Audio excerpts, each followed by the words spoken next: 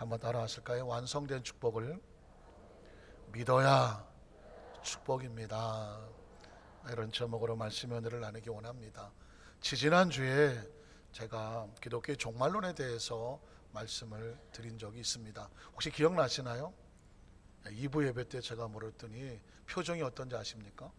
지난주 설교도 생각이 안 나는데 지지난주 것까지 묻냐고 너무 잔인하신 거 아니냐. 제가 가슴이 좀 뜨끔하긴 했습니다. 우리 산부 성도들은 어떤가요? 지지난주 설교가 생각이 나시나요? 표정이 똑같으신 표정인 것 같아요. 우리 크리스찬의 입장에서 이 종말론에 대해서 정확한 개념을 갖는다는 것은 아주 중요한 것이거든요. 그래서 제가 표를 하나 만들었습니다. 그냥 들어서는 잘 기억이 안 날 것 같아서 이 종말론에 관한 표를 하나 만들었습니다. 이 표를 보면 종말론이라는 단어가 나오죠. 이 종말론 단어는 이 단어가 좀 떨어져 있지만 같은 단어, 한 단어인데요. 에스카탈로지라고 하는 단어입니다. 이건 뭐냐면 에스카토스라고 하는 헬라어의 마지막 때, 종말 이런 의미를 가지고 있고요. 로지라고 하는 것은 로고스라고 하는 가르침이라는 것의 단어와 두 가지 합쳐진 단어입니다. 그래서 에스카탈로지는 뭐냐면 마지막 때에 관한 가르침이라는 것입니다. 이 마지막 때 어떤 일이 날 것인가, 그것에 대한 것을 가르쳐 주는 것인데요. 이 종말론에 두 가지의 종류가 있다고 말씀을 드렸습니다.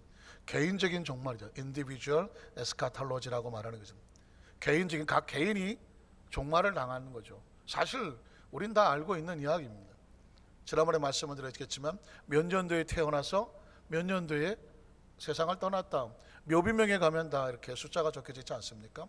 개인의 종말의 시점이 다 다르게 적혀져 있는 것이고, 우리도 주민등록 남바대로 이 세상에 태어났지만 우리의 마지막 종말이 어떻게 될지는 아무도 모르는 점, 이런 상황을 개인적인 종말이다라고 말하고 있는 것입니다. 그러나 또 한 가지 종말이 있는데 역사적인 종말이 있죠. 히스토리컬 에스카톨로지라고 말하는 역사적인 종말입니다. 인류 역사 속에서 결국은 인류가 멸망하는 때가 올 거다 하면서 여러 가지 종류의 종말론에 관한 것이 있습니다.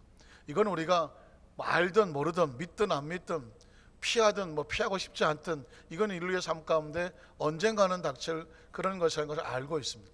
때문에 소설이라든가 만화는 두말할 것도 없고 영화 속에서도 인류 종말, 지구 종말에 관한 영화들이 꽤 많이 나와 있는 것을 보게 됩니다. 제가 한번 자료를 찾아봤더니 이런 영화들이 있었습니다. 포스터만 구했는데요. 포스터에 보니까 이건 뭐냐면 지구 종말이라고 아주 대놓고 영화 제목이 지구 종말입니다. 우의 모습에 파괴된 모습이 나오죠. 또 하나는 12시간이라고 하는 영화가 있는데요. 이건 뭐냐면 지구 종말을 앞두고 12시간이 남았다는 것입니다. 그 12시간 동안에 무엇을 할 것이냐 라는 어떤 내용이 담겨져 있는 지구 종말에 관한 영화입니다. 세 번째 영화 포스터를 보면 이 영화는 본 것 같죠? 저도 이 영화는 본 것 같아요. 아마겟돈이라고 하는 영화입니다. 가운데 있는 영화 배우가 브루스 윌리스라고 하는 영화 주인공이죠. 이 영화의 내용을 잠깐 설명을 하면 뉴욕보다 큰, 에베레스트 산보다 더 큰 그 해성 하나가 지구를 향해서 돌진해 오는 것입니다. 그렇지 않아도 우리가 모르는 사이에 이 지구에 우주에 떠놀던 어떤 크고 작은 것들이 여기저기 떨어지기도 한다, 운석이 떨어지기도 한다, 그런 이야기들을 가끔 듣게 되는데, 이건 에베레스트 산보다 더 큰 그런 그냥 큰 돌덩이 같은 해성이 지구를 향해 달려온다는 것입니다. 이게 만약 부딪히게 되면은 온 인류가 살아남을 수가 없는 상황이죠. 그래서 지구에서 특공대를 파견해 갖고 그 달려오는 그 해성에다가 구멍을 뚫고 거기다가 핵폭탄을 장치해서 지구에 부딪히기 전에 부숴버리는, 조금은 황당해 보이지만 그렇다고 전혀 가능성이 없지도 않은 그런 스토리들이 나오는 것이 바로 아마겟돈의 영화의 제목입니다. 그것뿐만 아니라 투모로우라든가 여러 가지 또 3차 세계대전, 어쨌든 굉장히 많은 이 인류 종말, 지구 종말에 관한 영화들이라든가 글들이 얼마나 많이 나와 있는지 모릅니다. 이것은 언젠가는 다가올 것에서 늘 이런 부분에 대한 두려움 내지는 관심, 상상, 이런 것들을 만들고 있는 결과라고 생각합니다. 자, 기독교인은 그러면 이 종말론에 대해서 어떻게 생각을 해야 하는가? 종말론에 두 가지 의미가 있죠. 아까 그 표를 보여주면 종말론에 두 가지 의미가 있다고 말씀드렸습니다. 첫 번째 의미는 뭐냐면 already라고 하는 것입니다. 이미 와 있다는 것입니다. 완성된 종말에 대해서 이야기하는 것입니다. 사실 이해가 잘 안 가지 않습니까? 종말이라고 하면 미래형으로 말해야 되는데 이미 와 있다고 과거형으로 말한다는 것은 이해가 쉽지 않지만 크리스찬은 이미 와 있는 종말을 믿습니다. 유대인들은요, 그들의 종말은 미래라고 생각합니다. 메시아가 와서 자기들을 구원하고 그 시기를 인류의 종말이라고 말하는데, 크리스찬은 예수님이 이 땅에 오셨을 때 이미 종말이 와 있다는 것입니다. 예수님이 오셔서 첫 메시지가 무엇입니까? 회개하라, 천국이 이미 임하였다. 하나님 나라가 임하였다고, 가까이 온다고 말하겠습니다. 예수님 자신이 전국이고 예수님이 오심으로 말미암아 믿는 자는 영생이요 믿지 않는 자는 믿지 아니함으로 이미 심판을 받고 정죄를 받는다는 것입니다. 예수님이 사실은 종말입니다. 예수를 믿는 자는 영생을 얻고 믿지 않는 자는 이미 심판을 받아 죽은 자와 같은 것이죠. 그런데 믿지 않는 세상은 예수님이 오심으로 말미암아 이미 세상은 끝이 난 것입니다. 그럼에도 불구하고 크리스찬들은 다가올 종말을 믿는 이유는 뭐냐면 예수님께서 내가 다시 온다고 말씀하셨습니다. 그러니까 다시 오실 주님이 왔을 때는 그때는 정말 온 인류가 온 세계가 종말을 구하게 되는 거죠. 그래서 우리 크리스찬들은 어떤 종말을 가지고 있느냐? 완성된 종말, already 이미 와 있는 종말, 그러면서 진행형인 종말. 그러므로 우리는 이미 천국 백성이 되었습니다. 확신합니까? 갑자기 종말로 얘기하니까 다들 얼굴 표정이 나 오래 살아야 되는데 뭐 그런 표정이신 것 같은데, 이미 우리는 하나님 안에서 구원을 받았습니다. 천국 백성이 되었습니다.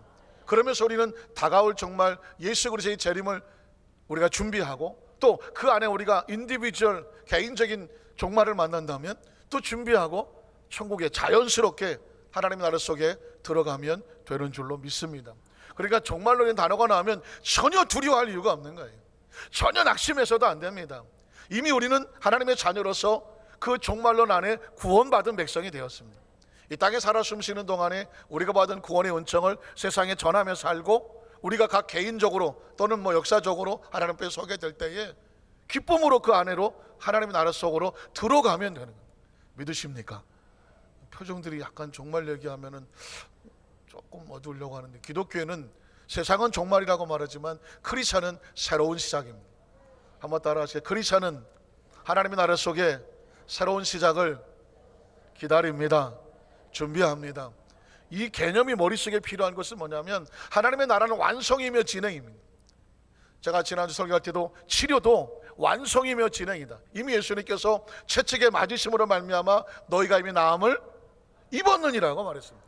그러니까 우리는 어딘가 있을지 모르는 막연한 치료를 구하는 것이 아니라 이미 치료 받았습니다. 각 개인의 믿음을 통해서 삶 속에 치료 역사가 나타나는 것입니다. 오늘 주제는 하나님의 축복입니다. 축복도 마찬가지입니다. 하나님은 자기 백성을 이미 축복해 놓으셨습니다. 믿으십니까?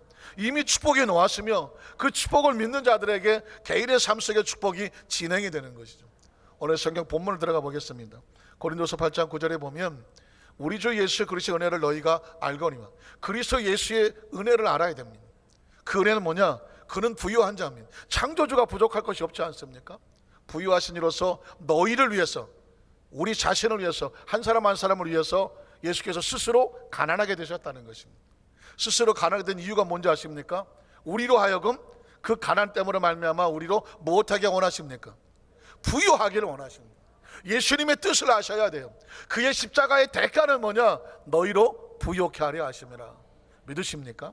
자, 우리 마음속에 이 부유의 신앙, 축복의 신앙으로 무장하려면 제일 먼저 가지고 있을 것이 뭐냐면 좋으신 하나님입니다.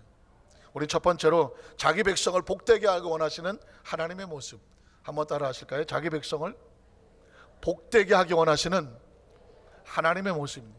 하나님 하면 어떤 생각이 떠오릅니까?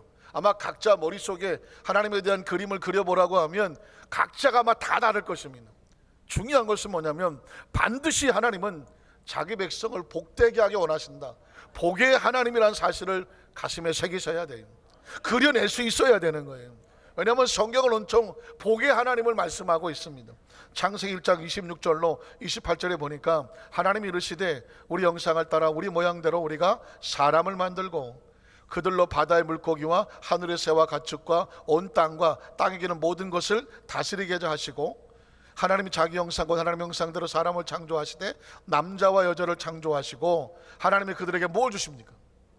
복을 주신 거예요. 자 보십시오. 계속 나오겠지만 하나님의 존재가 자기 백성을, 사람을 만나면, 자녀를 만나면 가장 먼저 하시고 싶은 게 뭐냐면 복을 주시며, 하나님이 그들에게 이르시되 생육하고 번성하며 땅에 충만하라. 창세기 장 8절로 9절을 봅니다. 아담과 하와를 만드시기 전에 먼저 만든 게 있습니다. 야훼 하나님이 동방 에덴 동산에 에덴의 동산을 창설하셨습니다. 아담과 하와를 만드시기 전에 에덴을 먼저 만들어 놓으셨습니다. 그리고 그 에덴에 그 지으신 사람을 거기에 두셨다고 말하고 있습니다. 혹시 여러분 베이비 샤워라는 단어를 기억하시나요? 베이비 샤워? 베이비 샤워? 혹시 미국 생활 좀 하셨던 분을 보면 외국에서는 어떤 친구가 이제 임신을 해서 만삭이 돼서 해산달이 다가와요. 그러면 그 전에 친한 사람들이 다 같이 모이죠. 다 같이 모여서 이 아이를 낳으면 우리가 뭘 해줄까 해서 친구들이 각자 하나씩 다 만든 겁니다. 뭐 베네 저고리, 무슨 목욕탕, 뭐 아이 같은 특별한 샴푸, 분, 뭐 기저귀부터 애가 태어나면 필요한 것들을 그 친구들과 함께 있는 사람들이 다 한꺼번에 그냥 다 예비해 주는 거예요. 그러니까 그 아이는 믿음으로 나오기만 하면 돼. 나오면서 내가 샴푸를 뭐를 쓰고 옷은 어떻게 입고 뭐 내가 뭐 하나도 못 가지고 나가는데 어떡하지 고민할 이유가 하나도 없어. 엄마 아빠뿐만 아니라 그 친구들과 동료들이 그 아이 하나가 태어나기 위해서 아예 날을 정해놓고 리스트를 정해놓고 이건 누가 맡고 누가 맡고 다 해. 그 막 소나기처럼 쏟아지는 준비한다고 해서 베이비 샤워라고 그래요. 그러니까 참 귀하고 감사한 거죠. 전 에덴 동산을 볼 때마다 하나님이 베이비 샤워한 것 같아요. 아담과 하와를 만드시기 전에 하나님께서 리스트를 쫙 적어놓고 이 아이들이 잘 살아가려면 뭐가 필요할까? 에덴 동산에 그냥 꽉 채워놓으신 거예요. 그게 하나님이라는 것입니다. 그들을 위해서 에덴 동산을 창설하시고 그 지으신 사람을 그곳에 두셨다고 말씀합니다. 두시고 어떡하라는 거예요? 구절을 보면 야훼 하나님이 그 땅에서 보기에 아름답고, 자 가장 좋은 것도 주는 거죠. 먹기에 좋은 나무가 나게 하시는 거예요. 누구를 위해서? 아담과 하와를 위해서. 동산 가운데 생명나무와 선악의 나무도 있었다고 말하고 있습니다. 자, 성경은 계속 시작됩니다. 창세기 12장 1절로 3절을 보면 하나님께서 그 홍수 이후에 새롭게 믿음의 조상을 세우는 아브라함을 만났을 때 하고 싶은 얘기가 뭘까요? 야훼께서 아브라함에게 이르시되 너는 너희 고향과 친척과 아버지 집을 떠나서 내가 너에게 보여줄 땅으로 가라. 그리하면 내가 너로 큰 민족을 이루고 내게 복을 주어. 하나님께서 아브라함을 작정하여 부르신 다음에 가장 먼저 해주고 싶은 게 뭐냐면 복을 주고 싶어 하시는 거죠. 문득 이 생각이 납니다. 혹시 기억하시나요? 시골에 예전에 뭐 이렇게 가고 그러면 밥은 먹었냐? 밥은 먹었냐? 꼭 끼니를 챙기잖아요. 어떻게 밥은 먹고 다니냐? 그냥 인사하죠. 꼭 밥이 아니라도 걱정하며 염려해 주는 거죠. 하나님은 자기 백성을 만나면 복은 받고 다니냐? 복은 좀 받고 다니냐? 왜? 우리의 삶에 가장 중요해. 먹고 사는데 사람이 밥을 먹어야 되잖아요. 밥도 못 먹고 다니면 사실 상황이 힘든 거 아닙니까? 근데 하나님께서 자기 백성을 만나면 너는 복은 좀 받고 다니냐? 복은 좀 받았냐? 이게 하나님의 마음이에요. 왜냐하면 아브라함을 선택하신 다음에 그에게 말씀하신 다음에 하신 거 뭐냐? 내가 너에게 복을 줄게라고 말해요. 내게 복을 주어 내 이름을 창대하게 하리. 너는 복이 될. 계속 복을 말하고 있습니다. 복을 줄 것이며 네가 복이 되라는 것입니다. 한번 따라 하실까요? 네가 복이 되라. 여기저기 어디 길목 좋은 데 다니면서 복 있는 사람에게 좀 얻어먹으려고 하지 말고 네가 복이 되라는 거죠. 네가 복이 되라. 너는 복이 될 것이다. 그 다음 절 보면 뭐라고 말합니까? 너를 축복하는 자에게 내가 복을 내리고, 복을 축복하니까 복이 따라오고, 너를 저주하게 내가 저주하리니 땅의 모든 족속이 누구로 말미암아? 너로 말미암아 복을 얻을 것이니라. 그러고 보니까 하나님께서 아브라함을 불러놓고 내가 내게 지시한 곳으로 가면 네가 뭐가 되냐? 복이 된다고 말합니다. 하나님의 축복은, 하나님의 마음은 뭐냐? 그 백성이 복을 회복을 시키고 복을 주고 싶어 하시는 거예요. 하나님 자기 백성을 지어놓을 때 복을 주셨다고 말하지 않습니까? 우리에게는 근본적으로 복의 DNA가 있는 거예요. 하나님께 우리를 축복하시기 위해서 축복받을 만한 DNA가 있습니다. DNA는 나는 유전자라고 말하는데 이게 좀 어려우면 운명과 팔자가 복 있는 사람이 되게 돼 있습니다. 한번 따라 하실게요. 나는 하나님 안에서 이미 창조될 때부터 복을 받기로 팔자와 운명이 되어 있는 사람이다. 그냥. 믿으십니까? 이건 하나님이 주신 거지 우리가 선택하는 게 아니에요. 넌 복 있는 사람이 될 거다. 그냥. 창세기 13장 1절 2절을 보면 말만 하신 게 아닙니다. 하나님은 아브라함을 축복하십니다. 아브라함 애굽에서 그와 그의 아내와 모든 소유와 롯과 함께 네겝으로 올라가니 아브라함에게 가축과 은과 금이 어떻게 하였더라? 뭐 들어본 적이 있어야지. 별로 잘 사용하지 않죠. 전 여러분의 삶의 현장 가운데 오늘 아브라함처럼 은과 금이 가축까지 풍부하시기를 축복합니다. 아브라함이 뭘 어디서 얻은 게 아닙니다. 하나님이 주신 거예요. 약속하셨잖아요. 내가 너를 복 있게 할 거야. 네가 복의 근원이 되게 할 거야. 그의 삶 가운데 말씀대로 순종하니까 가축과 은과 금이 풍부했다고 말합니다. 여러분 그 다음 절을 보면은요, 여러분은 좀 듣도 보도 못한 말도 나옵니다. 창세기 26장 12절로 14절에 보니까 이삭이 그 땅에서 농사하여 그의 100배나 얻었고, 상상도 안 되죠. 100배나 얻었고, 야훼께서 무엇을 주심으로? 복을 주심으로요. 하나님은 저와 여러분 사이에 복을 놓았다는 걸 기억하셔야 돼요. 하나님께서 복을 주심으로 해죠. 복을 주심으로 그 다음 절 보면 그 사람이 뭐하고? 창대하고 왕성하여 마침내 뭐가 되라? 거부가. 이 말씀이 여러분 생소할 수밖에 없는 이유가 있습니다. 우리가 이 땅에 태어나 지금까지 오면서 그 험한 세월 찾아오면서 얼마나 많이 힘들어 봤어. 얼마나 많이 배고파 봤으며, 얼마나 많이 실패해 봤으며, 넘어져 봤으며, 거부당해 봤으며, 손가락질 당해 봤으며, 나름대로 꿈꾸고 정말 잘해보려고 몸부림치면 수도 없이 부딪혀서 넘어지고 쓰러진 적이 한두 번이 아니야. 지금도 가슴 한구석에 구멍이 뻥 뚫린 것처럼 늘 허전하고 힘들 수밖에 없는 게 인생이거든.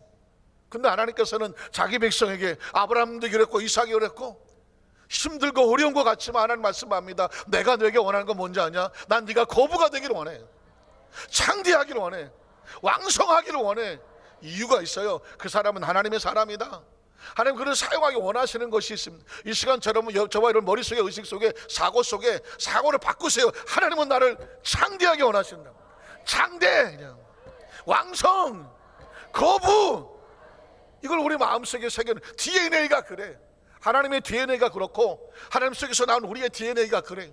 저와 여러분을 그렇게 복 있는 존재로 만들어 놓고 사용하기를 원하는데, 우리가 하나님 앞에서 너무 겸손하여 주여, 거부는 무슨 거부입니까? 창대는 아유 가당치도 않습니다. 왕성 아유 나하고 맞지도 않습니다. 아니에요. 하나님께서는 그 무슨 욕심대로 하는 것이 아니라 하나님께서 사용하시고 원하는 그 삶의 축복의 내용이 그래요. 창대하고 왕성하여 마침내 거부가 되어 수많은 사람들에게 나누어 줬고 베풀 수 있는 축복의 통로가 되라는 것입니다. 창세기 32장 9절 10절을 보면 야곱도 받은 축복은 이렇습니다. 야곱이 또 이르되 내 조부 아브라함의 하나님, 내 아버지 이삭의 하나님 야훼여, 주께서 전에 내게 명하시기를 내 고향 내 족속에게로 돌아가라. 내가 내게 은혜를 베풀리라 하셨나이다. 하나님 은혜가 무엇일까요? 축복입니다. 은혜는 복입니다. 나는 주께서 주의 종에게 베푸신 모든 은총과 모든 진실하심을 조금도 감당할 수, 내가 무슨 능력에서 받은 것이 아니라 은혜로 주셨사오니 무엇일까요? 내가 내 지팡이 하나만 가지고 딸랑 저 외삼촌의 집으로 갔습니다. 돌베개를 베고 누워서 내 인생이 어떻게 될까 앞길이 캄캄하여 정말 희망이 없었습니다. 딸랑 지팡이 하나 가지고 갔는데 지금 뒤돌아보니까 하나님께서 그 갖추기 때를 두 때나 이루는 거부가 되게 하셨다는 것입니다. 그걸 은혜라고 말하는 것이고 그걸 진실하심이라고 말하는 것입니다. 우리 안산교회 성도들이 내가 혹시 이 안산에 또는 지금까지 살아오면서 지팡이 하나만 가지고 딸랑 온 것 같아서 정말 앞뒤가 안 막히고 앞길도 막히고 뒤도 막히고 어쩔 줄 모르는 상황이었다고 하면 오늘 이 야곱의 고백이 여러분의 고백이 되기를 주님의 이름으로 축원합니다. 뒤돌아보니 지팡이 하나 가지고 시작했는데 하나님이 두 때를 이루어 주셨습니다. 이 모든 것이 하나님의 은혜요 진실하심입니다. 여러분 우리가 그 하나님을 믿고 의지할 때 하나님 말씀하지 않습니까? 내 믿음대로 될지어다. 성경은요 하나님의 존재를, 한 사람의 스토리가 나오지만 그 속에 반드시 있는 게 있는데 축복이라는 단어입니다. 창세기 39장 1절 5절에 보면 요셉을 그랬습니다. 요셉이 이끌려 애굽에 내려가며 바로 신하치 대장 애굽 사람 보디발이 그를 그리어 데려간 이스마엘 사람 손에 요셉을 살더라. 요셉이 팔렸더라. 노예가 됐더라. 희망이 없더라. 비전이 없더라. 길이 없더라. 백도 없더라. 도와주는 사람도 없더라. 그런데 그 다음 절을 보면 야훼께서 요셉과 함께 하심으로 뭐가 있을까요? 그 형통한 자가 되어 그의 주인 애굽 사람의 집에 있으니 그의 주인이 야훼께서 그와 함께 하심을 보며 또 야훼께서 그의 범사에 형통케 하심을 보았더라.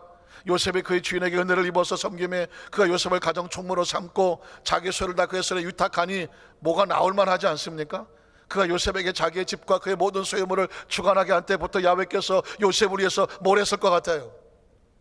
그 애굽 사람의 집에 무엇을 내리심으로? 복을 내리심으로. 하나님이 주시는 건 복이에요. 복을 내리심으로 야훼의 복이라고 말하잖아요. 야훼의 복이 그의 집과 밭에 있는 모든 소유에 미치더라고 말하지 않습니다. 우리 안산교회 성도들이 이 축복의 주인공이 되기를 바랍니다. 요셉이 남의 집에 그 애굽의 넘버2 경호실장의 집에 가서 거기서 뭐를 얻어서 부유해진 게 아니라니까. 요셉으로 인하여 그 집이 복을 받았다고 말하고 있습니다. 왜냐하면 요셉의 뒤에는 하나님의 복이 있었다는 것입니다. 성경은요 철저하게 이 복에 대한 개념을 얘기합니다. 이만큼 했으면 여러분의 머릿속에 하나님은 복이 있는 분이시구나, 복되게 하길 원하시는구나 가슴에 새겨지십니까? 확신하십니까? 믿어지십니까? 이 개념이 굉장히 중요한 것은 뭐냐면, 아프리카에 한 선교사님이 오지에 선교를 갔는데 한 족속이 아무리 복음을 전해도 팅팅거리고 오히려 죽이려고 덤벼들고 말씀을 받지를 않아. 아무리 뭐 선교 물품을 가져가고 아무리 도와주려고 해도 복음이 들어가질 않아서 가슴을 치다가 이유가 뭘까? 그 통역하는 사람에게 고민을 통해놨다고 합니다. 그랬더니 가만히 고민하다 시작한 게 뭐냐면 용어가 잘못됐다는 것입니다. 그들에게 복음을 전파할 때 하나님은 좋으신 하나님, 우리 아버지 되신 하나님, 아버지를 강조했다는 것입니다. 근데 안타깝게도 그 아프리카 오지에 있는 그 부족들은 아버지가 어떤 역할을 하느냐, 아이를 낳고 돌보지 않고 나가버린다는 것입니다. 아이를 팽개치고 나가버려. 모계 사회이기 때문에 엄마가 아이를 키워요. 그런데 엄마 혼자 어떻게 아이를 키웁니까? 사냥도 가야 되고 어렵고 힘든 일도 해야 되는데, 그래서 그 삼촌이, 외삼촌이 안에서 외삼촌, 그 아이를 누가 키우느냐? 외삼촌이 키우는 거예요. 가르쳐주고 보호해주고 어려울 때 또 함께 해주고 이런 모든 일을 같이 해주는 분이 아버지가 아니라 외삼촌인 거예요. 그러니까 선교사가 가서 하나님 아버지라고 말했더니 무슨 뜻인지를 몰라. 우리를 버리고 신경도 안 쓰고 나가버린 아버지, 그게 하나님은 우리가 왜 믿느냐예요. 그래서 그 다음 주에 가서 말씀을 이렇게 전합니다. 하나님 우리 외삼촌이라고 말했대. 외삼촌 같은 하나님이라고 말했대. 그랬더니 그 사람들이 그럼 진짜 그렇게 얘기를 하지. 여러분, 이 개념이라는 것이 얼마나 무서운지 몰라요. 여러분은 하나님을 어떻게 생각하고 계십니까? 그전에 여의도 순복음교회에서 어떤 분이 간증을 하다가 제가 그럴 수도 있겠구나라고 가슴을 쳤던 사건이 있습니다. 한 분이 예수를 믿고 교회를 나왔는데 순복음교회 강단에 앉았는데 하나님 아버지라고 얘기하는데 폭포수같이 눈물이 쏟아지더래. 그리고 끝날 때까지 펑펑 울었어. 근데 이게 아멘할 일이 조금 아닌 것 같아. 왜 그러냐면 어려서부터 그는 아버지에게 너무 심한 학대를 당했어. 술 쳐드시고 오셔갖고 맨날 두드려 패고, 엄마도 패고 자식도 패고, 술 먹고 들어온 소리만 다 도망가. 아버지에 대해서 찌긋찌긋한 감정밖에 없어. 그런데 교회 왔더니 하나님이 아버지래. 그러니까 이 개념이 안 들어와서 펑펑 울면서 내가 하나님 앞에 잘못하다, 하나님이 그런 아버지 같으면 난 하나님 못 믿겠어요 그랬다. 그래서 그 속에서 하나님 아버지에 대한 새로운 모습을 발견하면서 하나님에 대한 은혜를 얻게 돼서 오히려 그 육신의 아버지를 용서하게 됐다고 하는 간증을 하더라고요. 그래서 제가 2부 때는 그 얘기를 못했지만 우리 3부 때는 아버지 노릇을 잘해야 돼요. 그래야 우리 자녀들이 하나님 아버지 그랬을 때 좋으신 하나님, 그런 개념을 가질 것. 그러니까 아버지 노릇만 잘해도 우리 자식들 성교는 성공할 수 있을 것 같아요. 아버지가 잘못하면 자식들이 하나님 아버지에 대해서 잘못된 개념을 갖는다면 이것처럼 가슴 아픈 일은 없죠. 물론 어머니도 잘하셔야 돼요. 중요한 것은 좋으신 하나님에 대한 개념을 절대 마음속에, 어떤 상황에도 여러분 아무리 힘들고 어려워도 절대로 부정적인 감정, 안 된다는 감정, 못한다는 감정, 끝났다는 감정, 실패한다는 감정 절대 갖지 마세요. 하나님은 절대로 우리를 놓지 아니하고 끝까지 붙들어 주시는 좋으신 하나님입니다. 그러면 두 번째로 그 축복을 받기 위해서 어떻게 하느냐? 그냥 하나님 좋으신 하나님은 그냥 뭐 말하면 되느냐? 아니에요. 그 축복의 조건은 뭐냐면 말씀 속에 있는 것입니다. 하나님의 축복은 어떻게 하느냐? 말씀 안에 거하고 말씀을 붙잡고 사는 삶 속에 축복이면, 왜냐하면 성경을 찾아보면 하나님의 복은요 항상 말씀과 연결되어 있더라고요. 복은 따로 떨어져 있지 않아요. 말씀과 연결되어 있습니다. 사진 한 장을 제가 보여드릴게요. 제가 이 사진을 보다 가슴 뭉클하더라고요. 이스라엘 백성이 애굽에서 나왔어요. 300만이나 되죠. 이제 광야를 지나가요. 가나안에 가서 살아야 돼. 자기들끼리 살아야 돼요. 어떻게 살아야 될까요? 하나님께서 이렇게 살아야 돼. 아무리 여러 가지 일이 많이 생긴다고 할지라도 이 10가지 이 원칙과 수칙과 계명을 붙잡고 살아야 돼. 그러면 내 복이 너를 따라다닐 거야. 그러니까 여러분 굉장히 중요한 겁니다. 하나님의 축복은 이 10가지 계명 안에서 말씀을 붙잡고 살아야 그 축복이 보장이 되고 지켜지게 되는 것입니다. 그래서 여러분 십계명이라고 말하는데, 십계명을 주시는 하나님의 마음을 보십시오. 출애굽기 20장 4절로 6절을 보면 너를 위하여 새긴 우상을 만들지 말고 또 위로 하늘에 있는 것이나 아래로 땅에 있는 것이나 땅 아래 물속에 있는 것 어떤 형상도 만들지 말며 그것들에게 절하지 말라. 그것들을 섬기지 말라. 나 내 하나님 야훼는 뭐 하시는 하나님이 질투할, 오직 우리의 사랑이 하나님께 있기만 원해. 다른 신을 용납하지 않아요. 이게 하나님의 명령이에요. 그러기 위해서 필요한 계명들이 나오는 거예요. 그 다음 절을 보면 뭐라고 말합니까? 나를 미워하는 자, 계명을 어기는 것은, 말씀을 떠나는 것은 하나님을 미워한다고 말하죠. 죄를 갚되 아버지로부터 아들에게로 3, 4대까지 이르게 하거니와, 나를 사랑하고, 기억하십시오, 내 계명을 지키는 자에게는 하나님의 축복이 1000대까지 자동으로 내려가는 거죠. 그래서 아까 제가 아버지 역할도 잘해야 되고 어머니 엄마 역할도 잘해야 된다, 이거 뭐냐면 부모가 하나님께 복을 받을 수 있어야 그 자식에게도 복이 내려가. 그러니까 부모라는 것은 얼마나 중요한 사명인지 몰라요. 부모가 복을 받아야 그 자식에게 내려가고 그 자식이 또 그 자식에게도 1000대까지 은혜를 베푸시겠다고 말씀했습니다. 22절로 24절에 보면 야훼께서 모세에게 이르시되 너는 이스라엘 자손에게 이같이 이르라. 내가 하늘로부터 너희에게 말하는 것을 너희 스스로 보았으니 너희는 나를 비교서 은으로나 금으로나 너희를 위해서 신상을 만들지 알고, 기독교는 절대로 신상을 만들지 않습니다. 어떤 형상과 모양을 놓고 그 앞에 엎드리지 않습니다. 내게 토단을 쌓고 그 위에 내 양과 서로 내 번제와 화목제를 드려라. 그리하면 내가 내 이름을 기념하게 하는 모든 것, 예배라고 말하는 것입니다. 하나님의 이름을 기념하여 그 말씀을 지키고 나가는 곳에 내게 임하여 무엇을 주리라? 복을 주리는. 복이란 단어는 창세기만 나오는 게 아닙니다. 출애굽기에도 나오고 레위기, 민수기, 신명기, 성경 곳곳에 하나님의 축복은 가득 차 있다는 것입니다. 신명기 28장을 가볼까요? 아예 그냥 축복의 장이라고 말합니다. 신명기 28장 1절에 6절을 보면 내가 네 하나님 야훼의 말씀을 삼가 듣고 내가 오늘 내게 명령한 그의 모든 명령을 지켜 행하면, 오직 말씀이죠. 어떻게 되나요? 네 하나님 야훼께서 너를 세계의 모든 민족 위에 뛰어나게 하신다고 말이죠. 자, 그러면 그 다음 절은 다 같이 읽어볼게요. 내가 네 하나님 야훼의 말씀을 청정하면 이 모든 복이 내게 임하며 내게 이르리니 성읍에서도 복을 받고 들에서도 복을 받을 것이며 내 몸의 자녀와 내 토지의 소산과 내 짐승의 새끼와 소와 양의 새끼가 복을 받을 것이며 내 광주리와 떡반죽 그릇이 복을 받을 것이며 내가 들어와도 복을 받고 나가도 복을 받을 거다. 이게 하나님의 마음이라니까. 난 네가 나가도 복을 받고 들어와도 복을 받기를 원해. 그러기 위해서 내가 준 것이 아까 그 그림처럼 십계명이잖아. 말씀을 삼가 듣고 지켜 행하면 네가 들어와도 나와도 복을 받을 수밖에 없다. 30장 신명기 30장 9절 10절에 보면 좀 더 구체적으로 말합니다. 내가 네 하나님 야훼의 말씀을 청종하여 이 율법책에 기록된 그의 명령과 규례를 지키고 내 마음을 다하며 뜻을 다하여 야훼 네 하나님께 돌아오면 네 하나님 야훼께서 내 손으로 하는 모든 일과 내 몸의 소생과 내 가축의 새끼와 내 토지의 소산을 많게 하시고 내게 무엇을 주시되 복을. 창세기, 출애굽기, 레위기, 민수기, 신명기에도 하나님의 마음은 복을 주시는 거예요. 곧 야훼께서 내 조상들을 기뻐하신 것 같이 너를 다시 기뻐하사 내게 무엇을 주시리라? 복을 주시리라는 거예요. 시편 1편에도 복 있는 사람은 어떻습니까? 시냇가에 심은 나무 같아서, 기억하시지 않아요? 레위기 17장에도 야훼를 의지하는 자는 복 있는 나무, 시냇가에 심은 나무 같아. 성경은 뭐 구구절절이 다 복 있는 나무예요. 여러분, 왜 이 말씀의 구절이 중요하느냐? 크리스찬이 여기를 벗어나면 안 돼요. 벗어나는 순간 복을 잃어버리는 것입니다. 최근에 제가 청소년 상담하는 강사분의 강의를 듣다가 깜짝 놀랄 일을 발견했습니다.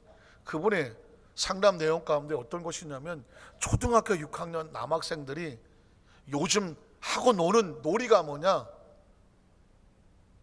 단톡방, SNS 단톡방에 들어와서 동영상을 촬영해서 그걸 서로 돌려보고 그걸 재밌다고 킥킥거리고 노는 게 지금 초등학교 6학년 12살 정도 된 아이들의 가장 핫하고 재미있는 놀이라는 것입니다. 6학년짜리 사춘기, 거기까지는 이해가 가요. 근데 그 내용이 자기 어머니, 자기 엄마 목욕하는 사진, 옷 갈아입는 사진 등등등, 자기 엄마를 몰래 동영상을 촬영해서 그거를 카카오 단톡방에 올려서 친구들하고 돌려본다는 거예요. 그렇게 계속 불법적으로 계속 유출되고 있다는 것이. 그러면서 그게 아주 심각할 정도로 지금 대한민국의 12살 먹은 남자의 사춘기를 지난 아이들의 생각하는 지금 상황의 인식도를 마련하고 있는. 안타깝게 왜 그렇게 하느냐 물었더니 그게 죄인지를 모른다는 거죠. 도덕과 윤리가 땅에 떨어져서 무엇이 잘못됐는지 잘했는지를 전혀 모르는. 제가 거기서 깜짝 놀란 것은 뭐냐면, 그 아이들이 자기들이 지금 하고 있는 것에 대해서 죄의식이 없다는 거죠. 왜 죄의식이 없을까? 부모의 엄마에 대해서 자기가 그렇게 하는 것이 얼마나 무섭고 자식을 해서 안 되고 이게 정말 얼마나 끔찍한 일인가를 왜 모를까? 왜 모를까요? 아무도 가르쳐주지 않았던. 학교에서 도덕과 윤리가 가르쳐집니까? 학교에서, 대한민국 학교에 도덕 윤리 깨진 지는 어제 오늘의 이야기는 아닙니다. 도대체 어디서 도덕과 윤리를 가르쳐 줍니까? 학교에서 안 가르쳐 주면 초등학교, 중학교, 고등학교, 뭐 대학교, 대학원 어디 가서 해야 할 거, 하지 말아야 될 것을 가르쳐 줍니까? 모든 직업의식이라든가 뭐 기능 배우는 데 현안이 되어 있지, 가장 기본적으로 인간적으로 살아야 될 수 있는 걸 아무도 가르쳐 주지 않으니 초등학교 아이들이 자기 엄마 동영상을 찍어서 친구들 돌려보면서 죄의식이 없다? 무슨 소리일까요? 이건 그만큼 우리 대한민국의 도덕과 윤리가 무너진 거예요. 어디 누구도 가르쳐 주잖아요. 왜? 이번 버닝썬 사건을 보시잖아요. 인기 아이돌이라고 해서 정말 최정상에 서 있는 그 친구들이 모여서 자기들끼리 한 일이 뭘까요? 누가 더 얼마나 많은 여자들하고 성관계를 해서 그 동영상을 퍼뜨리느냐, 이 짓을 하고 있었잖아요. 얼마나 더 많은 사람들이 연결을 해서 나올지는 아무도 모르는 거예요. 그들이 하루아침에 그렇게 되었을까요? 무엇이 옳은지 무엇이 그른지를 알려주지 아니한 상태 속에서 그렇게 성장을 해서 그렇게 퍼져진 것이 오늘날 터져서 나온 것이랍니다. 하나님께서 우리에게 왜 계명을 주시는지 아십니까? 이유가 있는 거예요. 무엇이 옳은지 그른지는 알고 해야 할 것과 하지 말아야 할 것에 대한 그것을 가르쳐 주시려고 계명을 주시는 거죠. 대한민국의 희망은 죄송하지만 교회밖에 없습니다. 만약에 교회에서 우리 아이들에게 최소한의 십계명이라도 가르쳐 주지 아니하면 하나님은 어떻게 섬기는 것이며, 부모를 공경하는다는 것이 무엇이며, 상대방 이웃에게 도적질하지 않고 간음하지 아니하고, 그리고 해악하지 거짓말하지 아니하고 탐욕하지 않는다는 것을 기본적으로 가르쳐 주지 아니하면, 배울 것이 없으면 과연 대한민국의 미래는 어디서 찾을 수가 있겠습니까? 그래서 여러분, 교회가 회복이 되고 교회가 거기서 가르쳐 줘야 되며, 우리의 아이들이 교회 안에서 자라야 되는 이유가 뭐냐면, 최소한 그 말씀을 붙잡고 자란 아이들은요, 아무리 유혹이 있고 아무리 달콤한 친구들의 어떤 흐름이 있다고 할지라도 더 이상 벗어나지는 않아요. 더 이상 벗어나. 사실은 제 경우도 그래요. 저는 어려서 일찌감치 신앙생활을 했습니다. 제 사춘기도 다른 친구들과 사춘기가 별 다를 거 없잖아요. 뭐 우리 친구들하고 어울려서 뭐 담배 피러 가는 놈, 술 먹으러 가는 놈, 뭐 학창시절에 다 남자애들끼리 하는 게 그렇거든요. 저라고 왜 그런데 같이 어울리고 싶지 않겠어요? 야, 담배 피러 갈래? 가야 되나 말아야 되나? 친구들이 다 가거든요. 야, 오늘 끝나고 제가 지 아버지한테서 뭐 양주 하나 이렇게 해놨다는데 한잔 하러 갈래? 가고 싶긴 한데 이거. 근데 우리는 교회에서 자랐어요. 학생이 담배 피는 것에 대해서 개념이 없어. 친구들끼리 몰려 앉아서 같이 어울려 노는 거는 좋지만 거기서 아버지 몰래 술 빼갖고 같이 처먹고 한다는 개념이 없어. 그러니까는 딱 어디 선까지는 같이 축구하고 놀고 뭐 하더라도 그 선을 넘어가는 건 못 넘어가. 왜 못 넘어갈까요? 그 말씀과 교육이 잡아당기는 거예요. 그래서 여러분, 이게 신앙이 아무것도 아닌 것 같지만, 그냥 교회 다닌 것 같지만, 결정적인 순간에 그 내 아이를 보호하는 건 부모가 따라다닐 수가 없어요. 그 상황에 아무도 없는데 누가 그 부모를, 자식이 부모가 쫓아가서 어떻게 할 수 있습니까? 말씀을 그 안에 가르쳐 놔야 돼요. 하나님이 이스라엘 백성을 애굽에서 그 집어내서 광야 통과하며 가나안에 집어 언제 일일이 다니면서 이거 하라 저거 하라 한 놈 다 붙잡고 얘기합니까? 말씀을 마음판에 새기고 가슴에 새겨라요. 그게 너를 살리며 복되게 할 거다. 반드시 기억하십시오. 여러분이 하나님의 말씀을 듣는 건 절대로 잔소리가 아닙니다.